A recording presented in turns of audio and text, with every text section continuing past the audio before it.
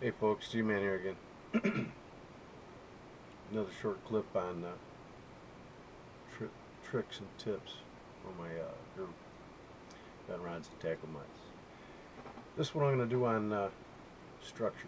We all know that bass are structure oriented, and they take the structure and utilize it as a tool for ambushing and feeding in.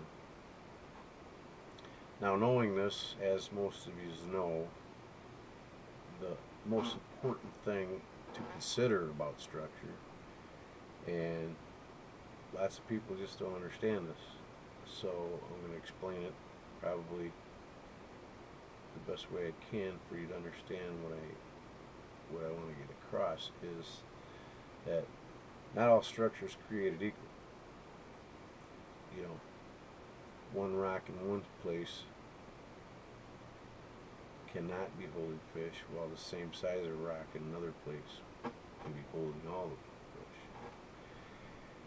the fish. Basically, the bass choose structures that maintain a good balance of organic life. That's why, you know, a bush is greater than a log. Well, a bush holds more organic life, from phytoplankton to zooplankton to baitfish. More places to hide than just a log. Another prime example of choice structure to fish upon would be like man-made structures like riprap. One side of a riprap wall can be less as efficient and hold less organic growth and, organic life than another riprap wall within the same water. That primer riprap you would want to seek would be the reason why the riprap's there. It's man-made. It's to keep erosion and washouts of banks, and basically that means where there's riprap, there's moving current. Now, not necessarily all the time the current's moving. It's whether it's being drawn or being pushed by a source of power plants and whatnot that push water through or draw it. Again, you get moving current, you get more fish, you get more organic life within it. Smaller rocks can be a much better structure to fish, because an abundance of smaller rocks will hold a larger organic and microorganisms, have a greater sustainability for life than just scattered big rocks. Again, picking structure that holds the multiple of organic life is what you got to look for, and what you got to seek for within the structure.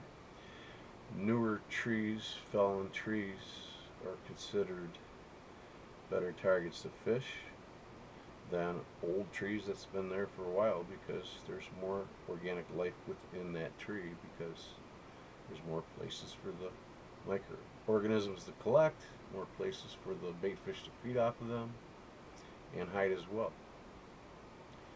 Docks. Some docks can be superbly better than other docks just based on what is underneath them.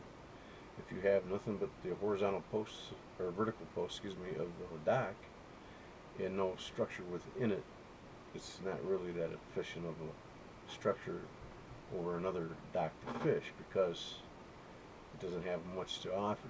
But yet, if you find a dock that has big bushes under it, or a big bush to where it collects microorganisms and the bait fish feed off of it more often, and they hide in it, then you're going to get big bass in it. You're going to get fish that are going to be in there feeding. So you because the bass don't want to go too far from their food. They're always by the food, as you know, and the bottom line is seek your structure more promptly.